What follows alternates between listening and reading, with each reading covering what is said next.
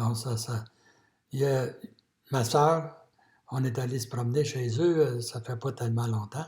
Et puis, le dimanche matin, quand elle s'est levée, elle avait une kimono de quelque sorte, là. C'est pas une kimono, c'est Une jaquette. une jaquette. Et puis, elle a dit que tu reconnais ça, ce jaquette-là? J'ai dit non. Ben, elle dit c'est la jaquette à maman. C'est là que j'ai su qu'elle avait gardé ça, avait conservé ça. Mais je vois pas d'autres qui. Non. Est-ce qu'il y a des modèles de vie qui se répètent dans ta famille? On va y aller par différentes choses. Bon, le départ de la maison. Ben, le départ de la maison, mon père il est parti de chez eux bien jeune. Puis si je veux parler de moi, j'ai parti de chez nous la première fois à 14 ans. Mes frères sont partis assez jeunes aussi parce après la sixième année, ils lâchaient l'école. Ils faisaient lâcher l'école pour aller travailler dans le bois. Oui, c'est bien. Est-ce qu'il y a eu des problèmes d'alcoolisme dans la famille qui se transmettent? Ben, dans la famille de mon père avait 3 frères. Lui, il prenait un coup assez solide. Et puis, il y avait un, mon oncle Armand, qui en prenait pas. Sur 4, il y en avait 3 qui levaient le coude pas mal. Tes frères et sœurs? Il y en a un qui a eu des problèmes d'alcool. Il s'est même sorti du bois avec un beau magot, puis il a passé un mot là, à l'hôtel. Là, ça a bien été après, mais une secousse, ça faisait dur. Ensuite, du côté des familles nombreuses, est-ce que ça s'est répété? Dans les familles nombreuses, chez nous, ma mère a fait beaucoup d'enfants, mais dans mes frères et mes sœurs, là, je pense que le plus qu'il y a eu d'enfants, c'est, je sais pas qui, là, mais il y en a un qui en a eu 6. Ça, c'est le plus. Les autres, c'était 4, 5, 3, même 2. Alors ça s'est pas vraiment répété. Non. Du côté du choix de carrière. Du choix de... Carrière, de ce que vous avez fait dans la vie. Du choix de carrière, ben écoute, on a tous été dans le bois pas mal. À jeune, les premiers jobs qu'on avait, c'était dans le bois. On travaillait dans le bois l'hiver, puis l'été, ben, on travaillait sur le bord de l'eau au moulin de la BTB. On faisait de la drave, on montait les bio dans le moulin. Et puis, une affaire assez rare, là, que moi, j'ai été prendre le cours de barbier, et puis, il y en a 4 autres qui ont fait des barbiers après moi. Fait que ça, c'est assez rare que tu vois. Je pense 5 barbiers dans la même famille. Oui, je comprends. Bon. Ils disent que dans chaque famille, on retrouve des bouffons, des saints, des aventuriers, des moutons noirs, toutes sortes de genres de personnes. Alors, quel genre de personnes surtout êtes-vous? La gang des bourgeois? On est tous du bon monde, puis on ne fait pas de folie. Non, c'est pas vrai. Je pourrais dire qu'il y a plusieurs bouffons. Et puis, je suis un des pas pires. Le Corade, il est prochain, tout. OK. Du côté religieux? Côté religieux, ben, on pratique pas tout. C'est pas tous mes frères et mes sœurs qui vont à messe le dimanche, mais la plupart sont croyants. Ma mère, elle m'avait dit une fois, moi, elle dit, si savoir qu'il y aurait un de mes enfants qui serait incroyant, j'aimerais mieux mourir. Pauvre maman. En tous les cas, une chance qu'elle ne m'a pas suivi partout. En tous les cas, il y en a une dizaine, je pense, dans la famille qui ont fait le curtio. C'est quelque chose qui te rapproche du bon Dieu, tu sais, puis qui t'éloigne de la bouteille, ben des fois. Et puis, Toute la famille, je vous entends souvent parler de votre maman. Et vous dites, notre mère était une... elle était à cheval sur le bon Dieu, puis c'est vrai, elle était vraiment croyante. Une sainte. Une Tout sainte, le oui. monde dit qu'elle est une sainte. Ça m'a beaucoup frappé dans ta famille. Puis je pense qu'il y avait quelque chose d'autre qui s'est transmis. La guignolée. Ouais, ben c'est ça. J'ai commencé, moi, ils m'ont demandé de passer à Guignolet après mon curcio. Et puis, j'avais jamais fait ça, puis j'étais mal pris, mais je suis servi de Pierre comme Père Noël, et puis ils ont embarqué, puis aujourd'hui encore, oui, ce qui était un beau cadeau pour moi, c'est quand que je commençais à être plus vieux, je conduisais la voiture, puis mes enfants, Daniel passait aux portes avec la barbe, et puis ses enfants, lui, ils distribuaient les canages, puis ils étaient impliqués, puis ils sont encore impliqués aujourd'hui. C'est ça qui est encourageant. La run que je faisais il y a 30 ans passés, Daniel l'a fait encore, la run de la guignolée, puis il se dit incroyant. Fait que j'ai dit l'autre jour, toi, tu n'es peut-être pas croyant, mais Dieu, il croit en toi. OK. Est-ce qu'il y a des traits de caractère qui se transmettent dans la famille? Des traits de D'un caractère. oncle, un de tes oncles, je pense qu'il a transmis quelque chose à Ah, un de ben tes oui, oui, oui. frères, puis des choses comme ça, là. Ben, je sais pas, là, comme mon oncle Léo, c'est vrai il était pas mal prime, et puis il se laissait pas. Je pense que sa taille, il était petit, c'était un petit homme, et puis il voulait pas faire rire de lui, et puis il se revanchait. Puis Louis, il retient de lui un peu. Louis, il faut pas que c'est pas un batailleur, mais c'est un gars qui se laisse pas insulter. Laisse pas plier ses pieds. Oui, c'est ça. C'est vrai. Il se laisse pas piller ses pieds. Puis, je pense que vous êtes des joueurs de tours. Vous faites des coups pas mal, hein? Peux-tu nous en donner quelques exemples? Ben, des tours, là, j'en parle. Là. Ça commence avec ton grand-père Perrault, je crois, Ah, qui est un ben oui, gros joueur de je sais que tours. lui, il jouait. Ma mère m'a conté que son père, pour faire jouer un tour à sa mère, il a commencé à lui dire un matin qu'il filait pas, il avait de la misère à dormir, il était découragé, puis il avait plus le goût de vivre. Puis il s'est bâti un bonhomme, il a mis ses bottes d'un pied, puis ses culottes, puis il l'a pendu dans le haut de l'escalier. Puis il a lâché un cri. Et puis, quand elle est arrivée, puis elle a vu ça, elle a osé de mourir. Tu comprends bien? Il balançait au bout d'un câble. Ben, c'était un des tours. Mais les autres, je me souviens qu'une fois, j'avais été à passer 2 semaines en Andlier chez les Perrault. Et puis, j'avais été voir mon oncle parce qu'il travaillait, il était en train de bâtir la dame Andlier, une grosse dame, le pouvoir électrique. Et puis, c'était le midi, puis ils ont arrêté pour manger le lunch, mais moi, je les regardais faire. Puis après le lunch, ben, il y en a un qui est un gros bonhomme qui est tombé endormi, puis il avait les pattes croisées, puis mon oncle m'a fait un clin d'œil, puis il dit, watch bien ça. Il est allé, puis il a attaché ses bottines ensemble. Puis là, le sifflet a crié, c'était le temps d'aller travailler. Et puis, le bonhomme était pour se lever, puis il a planté. Hein. Là, il a sacré après mon oncle, puis il savait que c'était lui qui avait fait ça, parce que c'était un joueur de tour. Puis, ça, c'est un petit peu avant vous, ton grand-père, un de tes oncles et tout ça. Maintenant, je pense que vous autres aussi, vous avez joué des tours. Comme toi, par exemple. Un 1er avril, as-tu joué un tour?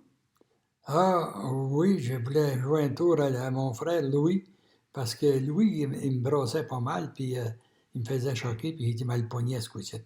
Puis je suis en allé à l'écurie, puis je me suis mis à crier, emmener un couteau, parce que la vache, la meilleure vache de la gang, là, la meilleure vache à lait, c'était Coyette. Coyette est après se pendre, est après mourir au bout de son corps. Fait que là, ça a brassé dans la maison. Je sais pas ce qui se passait, mais je me suis imaginé que mon père a attendu ça, puis il a dit que ça prenait trop de temps à trouver le couteau. Il a sauté sur un couteau, lui, puis il a voulu venir dans le trail en grande course, en pied de bas. Et puis, oh, j'ai dit, c'est pas lui que je voulais voir là, pantoute, moi là. Il est rentré dans l'écurie, puis il me regardait, puis il dit, que c'est qu'elle a, la Coyette? Ben moi, j'ai dit, elle n'a rien, mais il dit, c'est parce que c'est le premier d'avril, puis il voulait poigner Louis. Il s'est reviré de bord, puis il est parti. Hein. Il aurait dû rire dans sa barbe, il, il m'a pas fessé, il nous a jamais fessé. Il avait de l'air d'être en beau maudit. Peux-tu nous raconter un autre tour? Un autre tour que tu voulais prendre Louis, peut-être? Non? Ouais, ben écoute, là, c'est pas mal un autre tour que voulait prendre Louis. Ben, je sais pas. Ouais, ben c'est pas moi qui ai joué ce tour-là, là. Moi, j'étais bien content de voir ce qui avait arrivé, mais en tous les cas, si tu veux que je te conte ça, c'est que, Il n'a pas compté hein, l'histoire de... Non, ça c'est non, Louis qui voulait te faire en tous les cas, moi, il y avait de la visite à la maison. Et puis c'était la sœur de maman. Elle venait pas souvent, puis il n'y en avait pas 3-4 chambres chez nous, là. Il y avait la chambre des parents en bas, puis en haut, il y avait des lits. C'est un côté pour les gars, puis des lits, c'est l'autre côté pour les filles. Moi, je couchais avec Louis. Puis on avait un lit pour 3 personnes, puis 2 des fois.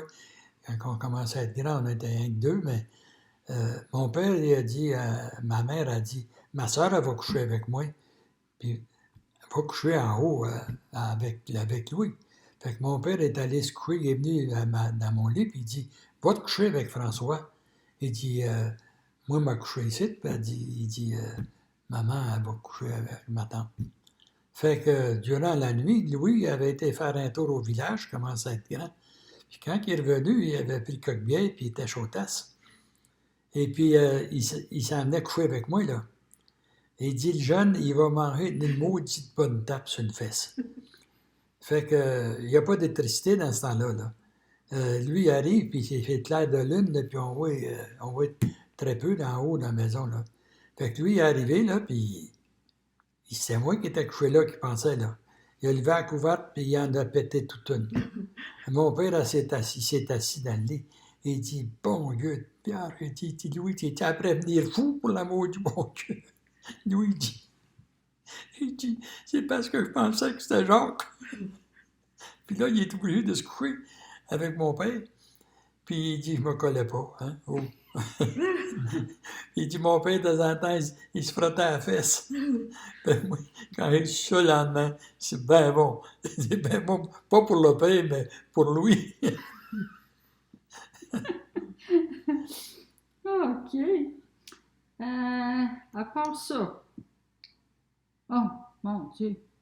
Je pense qu'une de tes tâches, c'était d'aller remplir la grande cuve d'eau là, à l'autre bout de la terre. Puis, Ah oui, c'est pas. ça, c'était un autre. Tu me fais dire des affaires qui est gênantes un peu, là, il va bien passer par un. En tous les cas, moi, je suis pas bien vieux dans ce temps-là, j'ai 11 ou 12 ans. Mais je suis assez vieux pour pomper de l'eau. Et puis, il y a un puits à l'autre bout de la terre, complètement à l'autre bout. Et puis, il y a une grosse tube, puis 2 fois par semaine, au moins, je vais pomper de l'eau pour remplir la tube pour que les vaches peuvent s'abreuver. Et puis, j'ai passé au travers d'un beau champ de blé en m'en allant. Puis à chaque fois que, je sais pas, il y a une fois qu'il m'a pogné une envie, puis j'ai tiré au côté dans le champ de blé, puis j'ai fait ma job. Et puis, il me suis pogné une poignée de blé, puis il l'a enterré. Mais là, à chaque fois que je passais, c'était là. Après avoir déjeuné puis avoir mangé ma boule de souponne, c'est là que mon envie me pognait. Fait que ça faisait tout de bien 3 ou 4 fois que je passais là, puis que je faisais à la même place, le même tas. Fait que et un dimanche, mon père, il dit, mais allez avec toi, il dit, on va aller voir ça, la job que tu fais. Fait que moi, j'ai complètement oublié ça. Je m'en allais quasiment, il marchait vite, puis j'étais quasiment obligé de courir en arrière. D'un coup, quand il a vu le tas d'avoine à gauche, il a pas crié. Moi, j'ai pas eu le temps de crier, wow, non, non, faites pas ça, là. Et il dit, garde-moi donc le beau tas d'avoine, puis il t'a ramassé une poignée de marde là-dedans. Là, M. viré de bord, hein, puis là, il savait que c'était moi, là. Il s'est dit, il m'a dit, bon Dieu, tu viens que ça dans la tête, toi? Il dit, non, non, il dit, c'est pas, vous voulez pas vous poigner, vous voulez poigner Louis, moi. En tout cas, quand on est arrivé à la table, il s'est lavé les mains 2-3 fois dans la table, et puis il y avait de la misère. Ça, c'est un tour que j'ai joué sans le vouloir. OK. Je pense qu'il y avait d'autres. Tu avais joué un tour à Lisette, du côté de ta famille, puis à Luce aussi, à moi. Chacune de notre tour, tu nous as conté des choses pas vraies. J'ai jamais compté de mentir de ma vie. Tu avais dit à Lisette que ta mère. Oh, oh, oh, oh. Ben, la première fois qu'on est allé dans le Nord avec Lisette, ben, elle m'avait dit qu'elle a l'air ta mère. On n'avait pas de photo dans ce temps-là. Ben, j'ai dit, c'est une mère, il dit, elle est à peu près de ma grandeur. Elle est même plus grande que moi. Ben, ouais, oui, je dirais, ben, proche 6 pieds dans ce temps-là, moi, il est raccourci, hein. En tout cas. Euh, Puis j'avais dit que elle était grande. Fait que quand elle est arrivée, elle cherchait une grande femme, puis une petite femme à peu près de 5 pieds 6 qui a sauté au cou. Fait que, elle trouvait ça. Puis à ma deuxième femme, ben, elle regardait, elle se posait des questions, puis elle regardait Conrad, il mesurait 5 pieds 6 à peu près. Elle dit, il est bien cool celui-là. Non, il dit, il est grand, c'est le plus grand de la gang, mais il dit, c'est parce qu'il est à genoux là, dans la photo. Fait que quand on est arrivé chez eux, elle a vu Conrad. Elle dit, il pensait, c'est qui Conrad? Mais c'est lui-là. Elle a dit, il n'est pas grand. Elle dit, puis elle a dit, ben, il dit, c'est lui, ça. Et puis Conrad, il dit, à moi, il dit, c'est elle ta femme? Il dit, oui. Et tu m'avais dit qu'elle était noire. J'ai dit, elle s'est lavée.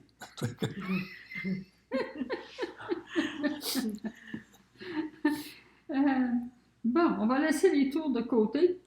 Quel a été le plus beau cadeau non matériel là, que tu as reçu de tes parents? Ben, de ma mère, j'ai eu la foi. Parce que ça, c'est la première chose qu'elle m'a conté. Ben, quand j'étais tout petit, que je me souviens qu'elle me parlait du petit Jésus, puis elle nous contait une histoire. Puis demain, si vous êtes smart, ben, on va continuer l'histoire. Puis l'histoire a fini que Jésus était crucifié. Fait que là, ça allait plus bien, là. Là, j'aimais pas Dieu pendant tout, moi, là. Il a envoyé son fils pour le faire crucifier, là. C'était un moyen barbare. Mais j'ai tout le temps été proche du petit Jésus. Ton papa, lui? Mais mon père, lui, c'était surtout de nous montrer comment travailler puis de respecter l'autre. Là. Voulait pas, si on empruntait un râteau, il fallait le remettre. Ou ben non, si on allait travailler sur le voisin, il fallait faire ça comme du monde. Il nous montrait à travailler puis à respecter les autres. Et puis, comme ça, je te pourrais te dire de. Ouais, c'est ça. C'est ça. Puis dans la même ligne, quel serait le plus beau cadeau que tes enfants puis tes petits-enfants pourraient te faire dans leur comportement, là? Ben, ça serait de s'aimer les uns les autres et puis se respecter puis s'entraider. Ça, c'est le plus beau cadeau que je jouerais. Mhm. OK.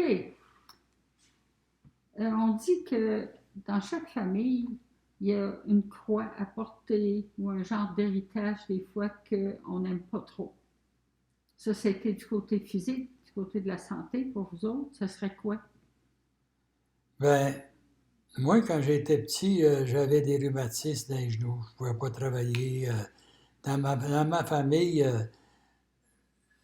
oui, mais je vais commencer par dire ça, là. Donc, OK. Il y a des sourds dans la famille. Moi, j'en suis un. Puis, ça fait longtemps. Ça m'a pris du temps avant de me décider que j'étais sourd. Et puis là, j'ai 2 appareils et puis j'entends pas bien. Puis il y en a au moins 4 chez nous qui sont sourds. Henri avait de la misère avec ses oreilles. Louis, Émilien, Jean était moins pire, mais ça s'emmenait bien. J'ai une de mes sœurs aussi qui est sourde pas mal. Ouais. Ça, c'est un héritage de maman. Parce que les Perrault, il y en avait beaucoup de sourds dans la famille. Puis du côté de l'arthrite, arthrite, puis tout ça. Ben, c'est ça. C'est ça que C'était t'allais dire. Plusieurs ont été opérés, hein, pour... d'un genou. Jean il s'est fait changer 2 genoux. Conrad s'est fait changer les 2 genoux, les 2 épaules. Et puis, ils n'ont pas changé la tête parce qu'ils n'en trouvaient pas des grosses têtes de même. Il y en a qui ont été opérés dans le dos. Puis, Oui, oui. vous avez plusieurs personnes. Louis a des gros problèmes de dos. Mm-hmm.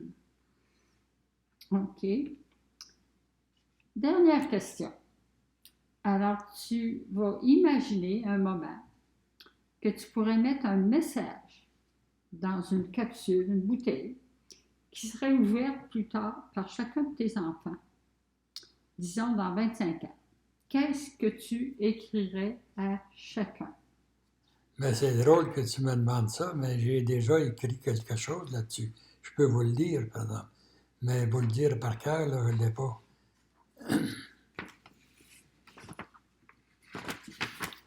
Peux-tu mettre ça là? On va commencer par Pierre, c'est le plus vieux qui nous reste. Serge n'est plus là. Et puis, Pierre, c'est un aventurier. Après son secondaire, tu me dis, passe-moi 20 pièces. Je m'en vais dans l'Ouest, je m'en vais me promener dans l'Ouest. J'ai demandé, que veux-tu faire avec 20 pièces? Passe-moi 20 pièces. C'était dans le plus dur pas de la pandémie, mais les 20 pièces c'était rare, là. Et tu peux pas partir avec 20 pièces pour aller te promener dans l'Ouest. Ça fait que j'y ai passé 100 pièces. Puis c'est drôle, mais j'ai dit, Pierre, je sais pas si tu t'en souviens, mais je t'ai dit, après ce 20 pièces-là, il y a un élastique, là. Ça veut dire que je te le prête. Je te le donne pas. En tous les cas, tu peux partir. Tu pars avec ça sur le pouce, puis tu t'es rendu au lac Louise.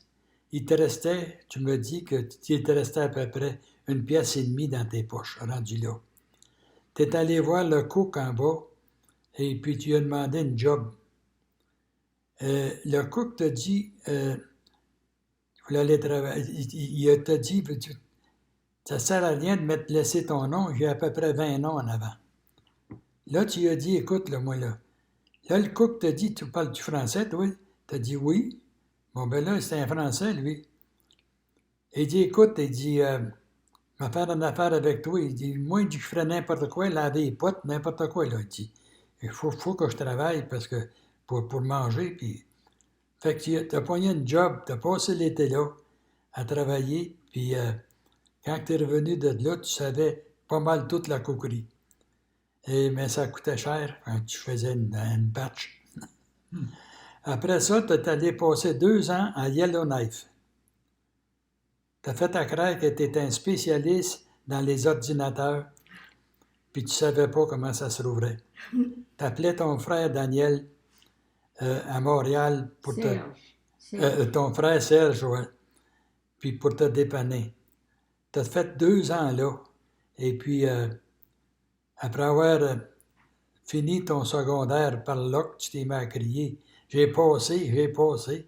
En tous les cas, tu m'appelles puis tu me dis que tu retournais dans la région d'Ottawa pour aller à l'université. Je me suis dit, pauvre Pierre, tu ne feras jamais l'université avec les notes que tu avais.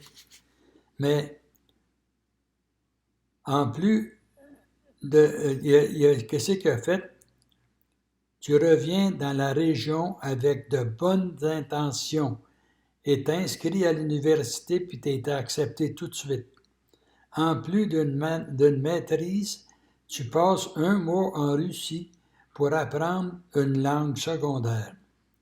Ça s'appelle ça un fonceur. Bravo mon grand, je suis fier de toi. Pierre, mon bouffon, aventurier, je t'aime beaucoup plus que j'ai pu te l'expliquer. Mais crois-moi, je t'aime. Quel beau cadeau que tu m'as fait avec ta belle Lily Rose. Si on passe à l'autre, ça serait Sylvie. Parce qu'elle est Sylvie.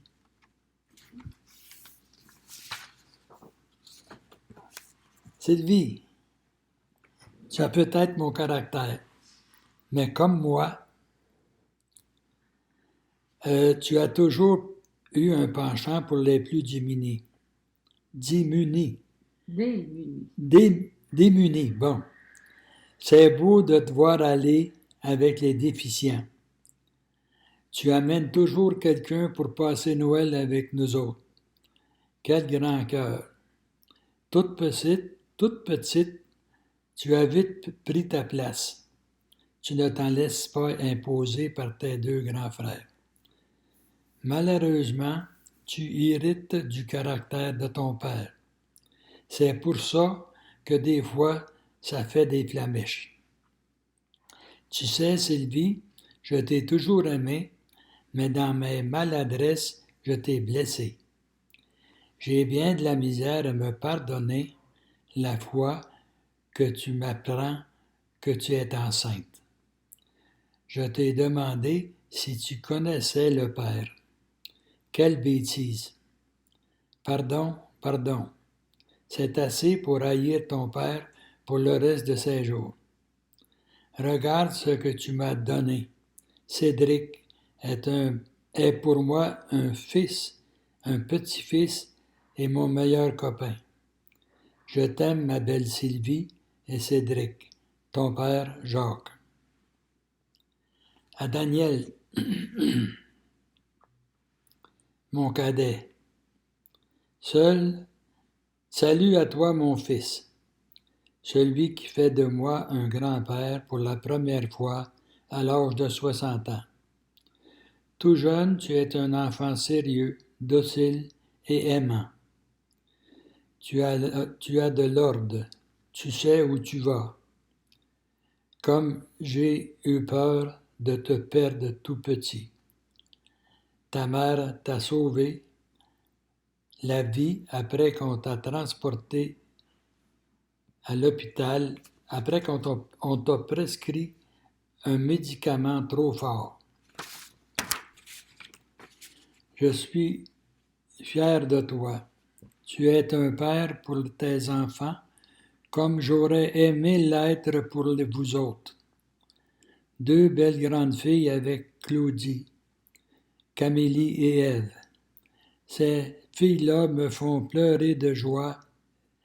Et les deux autres, Léo et Alice, de ta belle Marie-Ève, me redonnent le goût de vivre après la mort de mémé. Quelle belle famille! Je vous aime de tout mon cœur. Ton père Jacques. Message à mes 6 petits-enfants. Je veux vous dire d'avoir confiance en la vie. Je veux de vous aimer et que moi je suis toujours avec vous et que je vous aime beaucoup. Pépé, oui. Merci, c'est là que se termine cette session.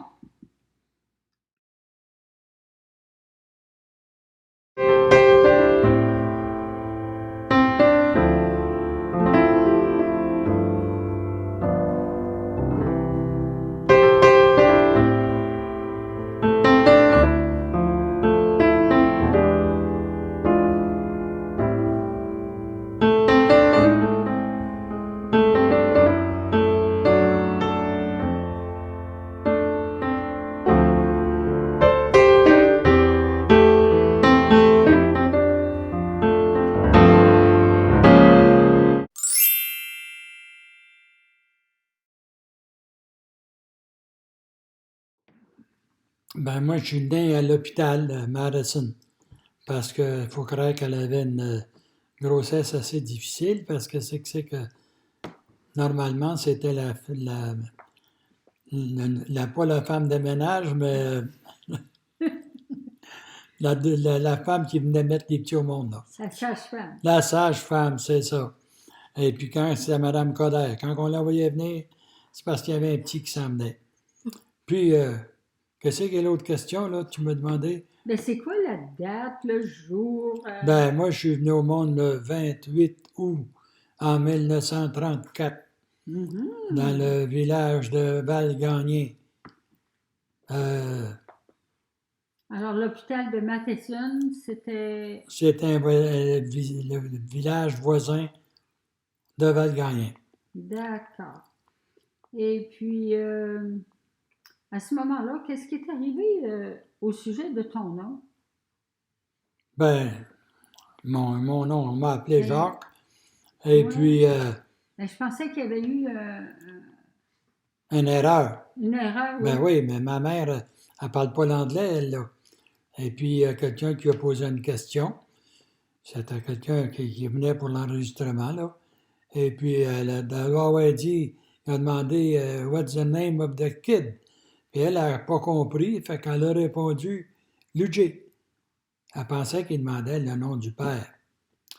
Ça Ah, fait que j'ai eu des problèmes avec ça, moi, là. Pas au début, mais à l'âge de 79 ans, en voulant me remarier après le décès de ma première Lisette. Et puis, ils ont dit, ça prend ton certificat de naissance. Ils m'ont dit ça à l'hôtel de ville à Ottawa. Mais là, je me suis informé, puis il fallait que je fasse venir ça de Thunder Bay. Fait que quand j'ai reçu mon certificat de naissance, c'était marqué Luigi Bourgeois. Il m'avait chargé 45$, je pense, pour ça. C'était un beau maudit. Moi, j'ai pris le téléphone, puis je les ai appelés, puis je les ai dit, écoute, là, mon nom, là, c'est. Vous m'avez chargé 50$ pour mon certificat de naissance, puis vous m'avez mis le nom de mon père. Ils ont dit, c'est pas le nom de ton père. Tu es venu au monde à Madison le 28 août, et puis on a dit que tu t'appelais Luigi. Ça fait que là, j'étais mal pris parce que ma future femme, elle ne voulait pas marier Luigi, elle, là. J'ai été voir le député de, d'Ottawa, ici, là. Euh, le député libéral, Madeleine Meilleur, je pense que ça s'appelait, avait son bureau sur le boulevard, sur la rue Chemin de Montréal. Elle a été bien reçue, puis pas peur, elle m'a dit, on va t'arranger ça. Elle a écrit, puis finalement, elle a réparé ça. Et puis, j'ai revenu avec mon nom de Jacques Bourgeois. OK. Quand est-ce que tu as été baptisé? Est-ce que tu sais quelque chose au sujet de ton baptême? Je m'en rappelle pas bien, j'étais pas mal petit. Mais j'ai été baptisé, moi, vois-tu, j'ai venu au monde le 28 août. Et puis le 9, apparemment, j'ai été baptisé le 9 septembre. Bien proche 2 semaines après. Je ne sais pas si il y avait bien de la visite chez nous pour me voir, puis ça a retardé mon baptême. Est-ce que tu as eu des parrains marraines? Est-ce que ton père était là quand tu étais baptisé? Je ne me rappelle pas d'avoir vu mon père. Mais mon père travaillait dans le chantier l'hiver. Ben, au mois de septembre, là, il a dû être à la maison. Il a dû être là, lui aussi. Mon parrain puis ma marraine, c'était le frère de mon père, mon oncle Armand. Et puis ma tante Flore, qui était ma marraine. C'est elle qui était la porteuse, je m'imagine. Et qui t'a baptisé? C'était le premier prêtre qui avait été un gars de Valgagnon, qui avait été reçu prêtre pas longtemps avant ça, puis j'avais été son premier baptême. Le père Joseph Turcotte. D'accord. Maintenant, ton prénom, Jacques. Est-ce que tu sais pourquoi on t'a appelé comme ça? Ben, ça me prenait un nom comme de raison. Et puis, je pense que c'était surtout ma mère qui choisissait les noms. Et puis, j'avais demandé pourquoi que m'appelait Jacques, parce qu'il n'y avait pas aucun Jacques dans le village que je connaissais. Et puis, je n'aimais pas trop mon nom. Elle m'a montré la photo d'un petit garçon qui était censé être devenu un saint après. Puis elle a prié ce saint-là, puis elle m'avait fait appeler Jacques. Mais plus tard, j'ai compris, il a commencé à l'école, puis Là, il y en avait d'autres, il y avait un autre qui s'appelait Jacques. Puis là, ben, j'ai accepté mon nom. Est-ce qu'on donnait des surnoms chez vous, les enfants, entre vous? Ah oui, quand on se donnait des noms pour le fun, et puis des fois, c'est en se chicanant. Grandes oreilles, nez retroussé, puis baveux, puis moi, c'était Coq. C'était Grosse Tête, il y en a un qui s'appelait Grosse Tête. Euh, Moi, c'était Coco, des fois, au lieu de Jaco, Coco, puis ça, Coq-l'œil. Coq-l'œil, ça, là, ma mère, elle les a défendus de m'appeler de même parce que je faisais de l'eczéma, puis j'avais un œil collé, et puis enflé, puis ça faisait dur. Puis ça me faisait de la peine quand ils m'appelaient Coq-l'œil.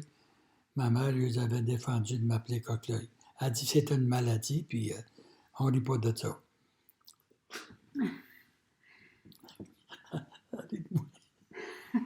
Il y a quelqu'un qui rit de moi ici, là.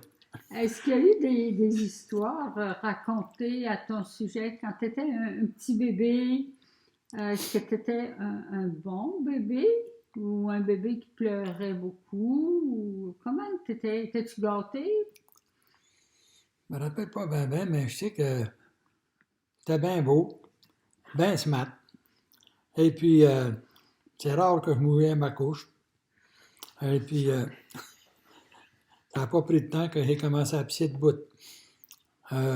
Non, j'étais un enfant bien normal.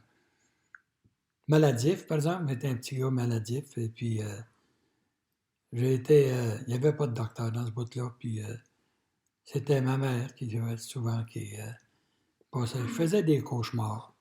Je rêvais la nuit, puis je voyais le bonhomme. Il y avait un vieux barbu chez nous qui avait un gros chien noir. Puis quand on passait là, on avait peur du chien, puis on voyait le vieux en arrière du rideau, puis on aurait dit qu'il nous surveillait. J'en avais peur, j'en faisais des rêves. Et puis je me souviens une fois que je criais, puis ma mère a monté. Qu'est-ce qui arrive? J'ai dit, le vieux des ormeaux, il est caché, puis il est direct dans le châssis, puis il me regardait, là. Il va rentrer, elle dit non, elle dit, tu te fais des peurs, tu t'es fait un rêve. C'est pas un rêve, maman, va-t'en pas. Puis je pleurais. J'avais vraiment peur. Et puis, finalement, ben, elle me faisait faire une petite prière. Et puis, elle va demander à Jésus qui envoie le bonhomme des ormeaux. Puis ça arrivait que le bonhomme des ormeaux, il disparaissait. Quelle sorte de vêtements tu portais quand tu étais un bébé? Ben, je portais une couche comme les autres, je m'imagine. Hein? Puis, parce que j'ai vu un peu plus vieux qu'il y avait des couches à corde à linge, là. Et puis les culottes que ma maman fabriquait, avait un moulin à coudre là, à pédale, là, puis elle nous faisait du linge.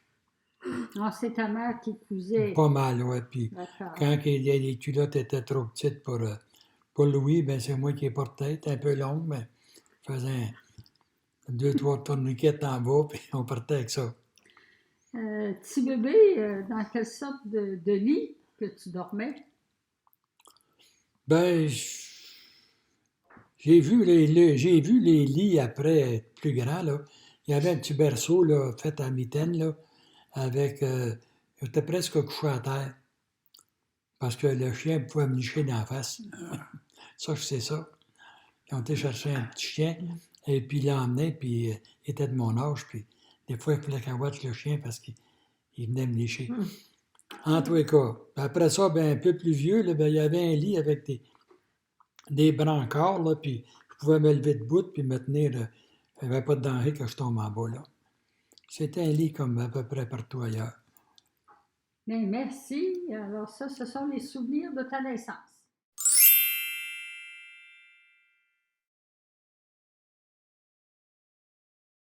Le premier souvenir que je me souviens, comme de raison le plus beau, là, c'est quand ma maman me mettait dans la cuve le soir. On avait une cuve avec un peu d'eau chaude puis du savon, là, puis elle me lavait, là.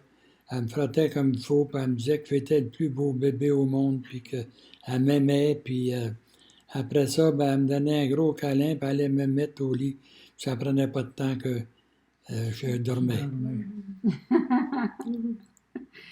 Pourrais-tu me décrire une description de l'enfant que tu étais ton caractère, puis physiquement, de quoi tu avais l'air, là, comme petit garçon tout petit, là, jusqu'à Euh, 5 ans? Jusqu'à 5 ans de plus, je me rappelle, ben moi, pour commencer, j'étais un enfant normal, là, de la grosseur et puis la grandeur, là. Et puis, j'étais la tête blonde et puis châtain pâle, et puis là, devant du toupette, là, il y avait du blanc dedans, puis ça m'agaçait effrayant, ça. Ça, c'est parce que j'avais eu de l'eczémol, puis la fait changer mon toupette. Puis en plus de ça, j'avais une couette en arrière qui retroussait, puis j'avais bien de la misère à peigner ça. Mais à part de ça, ben, j'étais le caractère, j'aimais jouer des tours, j'aimais rire, j'aimais faire rire les autres, et puis ça a resté ça. C'était un enfant ricaneux, puis m'amusais avec n'importe qui. Oui, puis tu m'as dit que tu faisais des grimaces, puis des culbutes, puis toutes sortes de Ben choses oui, comme ça. comme tous mes petits frères, là. On faisait des culbettes, on tirait de la jambette, puis c'était nos jeux, ça, pas mal. À part de ça, d'un autre côté, est-ce que tu as vécu des choses difficiles qui t'angoissaient? C'est-tu déjà arrivé quelque chose qui, comme, je sais pas, avoir peur, vivre une tragédie, un décès? Ah oui, j'ai une histoire à raconter là-dessus, parce que c'est que mon frère Émilien, le plus vieux, était parti au Bleuet avec mon cousin. Euh, et puis, il était allé ramasser des bleuets au Blueberry Lake. Puis après la journée de ramasser des bleuets, là, ils sont allés se baigner, puis mon cousin s'est noyé. Alphonse s'est noyé. Puis moi, j'étais couché dans l'eau de la grange, on avait rentré du foin frais. Pas on, mais j'étais trop petit, moi, mais les autres avaient rentré du foin. Puis mon frère Jean est allé se coucher dans le foin, puis il m'emmenait avec lui. Puis on a entendu parler en bas, c'est quelqu'un qui est arrivé en voiture. Mon père n'avait pas de voiture dans ce temps-là. Quelqu'un est arrivé en voiture, puis il a dit ton neveu, il est décédé, il s'est noyé. On l'a sorti de l'eau, et puis on l'a emmené au bar, et puis mon neveu, il était orphelin, là. C'était la sœur de mon père était morte, sa mère à lui, et puis son père était parti. Fait qu'il était tout seul avec son frère et ses deux sœurs.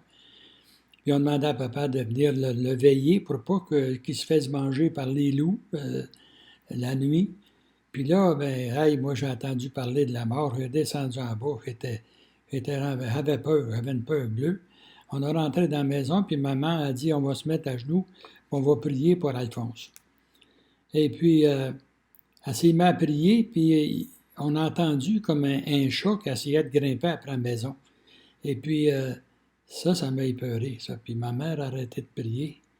Puis elle a dit, Alphonse, si tu as dit des méchancetés de moi, je te pardonne, puis va en paix.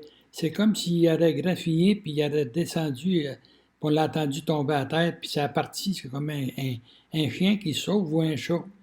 Là, j'ai resté saisi. Ça, j'ai eu peur. Puis après ça, ben, j'ai resté avec la peur des morts. Je rêvais, je faisais des rêves, et puis Alphonse, il disait mon tabac. Puis il sacrait, hein? Puis, et puis il disait, m'a tué, tu m'as dit que j'étais mort, m'a tué, puis il courait après moi. Alors j'ai fait ça longtemps. J'ai été vraiment. Souvent, ma mère était obligée de venir puis de me réveiller puis de dire tu rêves et arrête-toi, puis on faisait une prière puis on essayait de dormir. Je pense que tu avais peur que ta maman décède aussi. Ben oui, mais c'est ça. Mais là, j'ai vraiment su ce qui était la mort, là, puis je me suis dit, je regardais ma mère se promener dans la maison, puis je me disais, ma mère, elle va mourir un jour, ça n'a pas de sens. Puis si elle, la meurt, moi je ne veux plus vivre. C'était la seule personne, pas la seule personne, c'était la personne que j'aimais le plus au monde. Et puis je savais qu'elle m'aimait. Mais j'ai resté marqué avec ça. J'avais peur de la mort. Est-ce que tu te rappelles d'un autre événement qui t'a marqué quand tu étais petit? Je pense que c'était ton parrain. Ah oui, mon oncle Armand. Le frère de mon père, c'était mon parrain. Et puis il était venu chez nous une fois. Et puis, c'était un gars qui était pas méchant, mais il était agréable, à peu près comme moi, là, tout bien plus. Et puis, il aimait faire rire, puis il a dit à ma mère, il dit, Déline, comment que ça se fait, il dit que t'as rien qu'un enfant dans la famille qui est laid, et puis c'est moi qui est son parrain. Là, j'ai vu qu'il parlait de moi, là. Puis moi avec ma couette, et puis mon œil qui avait de la misère à rouvrir, puis je me suis dit, c'est vrai que je suis laid. Puis ça m'a marqué, ça aussi. J'ai pensé à ça longtemps. Je me regardais dans le miroir, puis j'aimais pas ça. Pendant ces années-là de ta petite enfance, est-ce que tu as eu des difficultés, comme par exemple à lasser tes chaussures, bégayer, ou quand il y avait de la visite ou des étrangers qui venaient chez vous? Est-ce qu'il y avait des choses qui étaient difficiles pour toi quand tu étais petit? Ben, on était tous un petit peu sauvages. On n'avait pas de visite souvent, nous autres, là. On était dans le rang, puis comme les autres, là. Puis il y avait un que mon oncle était voisin, on se voisinait un peu, mais à part de ça, on n'avait pas gros de visite. Et puis quand il venait de la visite chez nous, ben on avait pris de l'habitude, moi puis Denise, ma petite sœur, qui avait 1 an et demi plus jeune que moi. Et puis c'était comme ma poupée, tu sais, c'est elle qui est venue après moi. On s'en allait derrière le poêle et puis on se contait des histoires. Puis on écoutait ce qu'il disait, ce qu'il se disait, puis on ne pouvait pas aller se mêler aux adultes pour parler, on écoutait surtout. Puis on se faisait des rêves, on rêvait à toutes sortes de choses. On se disait, un Noël, c'est pas là, là. C'est ça, c'était notre place, ça, pour. C'est comme ça que ça se passait quand il y avait de la visite. Vous C'est alliez ça, vous c'est cacher ça. en arrière du poêle. As-tu eu de la misère pour lasser tes chaussures, faire les boucles? Ben, non, j'ai pas eu de misère à lasser mes chaussures, là. J'en avais pas de chaussures. Non, mais j'étais. L'été, quand on arrivait, nous autres, après que la terre était dégelée, on enlevait nos bottes, et puis c'est des bottes à fourreau, là. Et puis, on partait de nu-pieds pour tout l'été, courait dans le bois. Puis, je pense que j'ai lancé mes bottines à l'âge de 15-16 ans.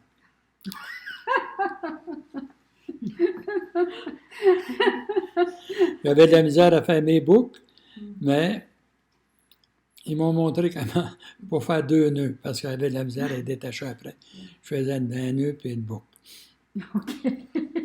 Fait que, derrière le poêle, oui, c'est ça que tu allais dire tout à l'heure. Denise et toi, vous alliez là, pas juste quand il y avait de la visite. Non, non, c'était notre spot, nous autres, pour faire des plans. Parce que je me souviens, en été, moi, on avait eu du chocolat, des tucs de chocolat pour la première fois. C'était bon. La première fois que tu manges une tuque de chocolat, là, t'en mangerais une tonne. Puis je pense qu'il y avait eu des bananes qui avaient apparu, là, parce que moi, je m'avais dit, il dit là, moi, que je grand, là, puis que je fais de l'argent, là, m'a va me prendre une wagon, puis m'a va m'acheter une wagon de sucre de chocolat. Elle a dit, moi, elle a dit, la wagon, elle va être pleine de bananes. On se faisait toutes sortes de plans comme ça. À quel jeu jouiez-vous souvent, vous autres, les enfants, chez vous, des jeux? Il n'y avait pas grand jeu. Je sais qu'il y avait une corde attachée après un arbre avec un pneu, là, un vieux tire, là. Et puis on s'assisait là-dedans, puis il y en a un qui nous poussait. On avait une balançoire aussi. Elle nous avait fait une balançoire avec des câbles. Une tourniquette, il y avait un poteau qui était planté dans la terre, puis il y avait un madrier dessus, puis eux autres, ils poussaient ça, là, puis on tournait comme ça. Puis il y avait un sifflet. On m'avait fait un sifflet avec un morceau d'onage. Pendant la sève, là, tu pouvais gosser un sifflet, puis ça sifflait. Ça sifflait. Puis en plus de ça, j'avais une toupie. Une toupie, là, faite avec un rouleau de fil et puis un bout de bois affilé. Puis on s'amusait avec ce qu'on avait. Puis on s'ennuyait pas. On avait des chums en masse, il y avait des frères. On était une grosse gang chez nous. On n'avait pas besoin de visite pour se désennuyer. Est-ce qu'il y a un endroit où toi t'aimais être, t'aimais aller plus que tout au monde, là? Tu te sentais en sécurité? Ah, c'est d'aller me promener dans le bois avec mon chien, avec Jack, parce que c'est que Jack est venu, quand j'ai revenu de l'hôpital, là, mon père avait été chercher un petit chien. Puis ils l'ont appelé Jack. Puis moi, c'était Jacques. Fait que c'était mon chien. Les autres, ils pensaient que c'était eux autres, mais c'était mon chien à moi, là. Puis moi, il me suivait partout, partout, partout, partout. Je pense qu'il venait me lécher le visage quand j'étais dans mon berceau, quand c'était nouveau pour lui un bébé, puis moi, c'était nouveau pour moi un petit chien. Puis on a appris à marcher ensemble, puis je sais pas, on était inséparables. Bon, alors c'était ton meilleur ami, c'était ton chien, je pense. Oui, hein? oui, tu peux être sûr de ça. OK. Est-ce que, bon, dernière question sur toi, ta petite enfance. Est-ce que vous avais une routine du dodo? La routine du dodo, ben, c'était ma mère qui nous faisait prier pour commencer. Elle nous contait l'histoire de Jésus.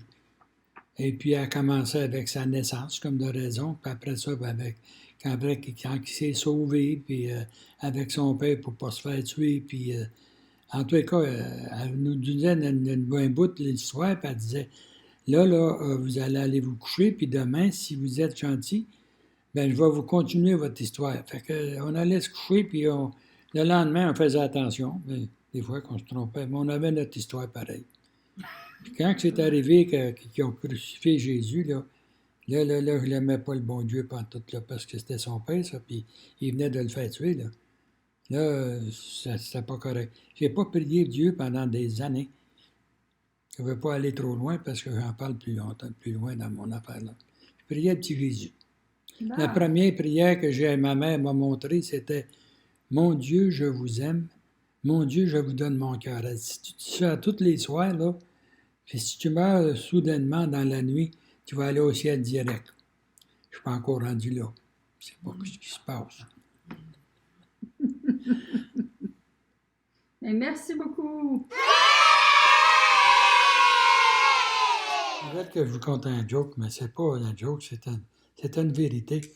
Je travaillais avec mon cousin, Florent Bourgeois, le fils de mon oncle Alphonse. Puis on travaillait ensemble, puis c'était un gars qui attendait pas rire trop. J'ai dit à Florent, sais-tu, je suis pas mal plus beau que toi, moi. Oh non, tu sais, il était pas content. Ben, il dit, tu savais, il dit que ta mère, là, souvent, quand elle venait m'emprunter pour aller au village, parce que tu étais trop laid, puis elle me faisait passer pour son fils. Ah, il voulait me battre, il était pas content pour tout. Il pouvait pas prendre ça comme un joke de lui, il pensait qu'il disait ça pour vrai.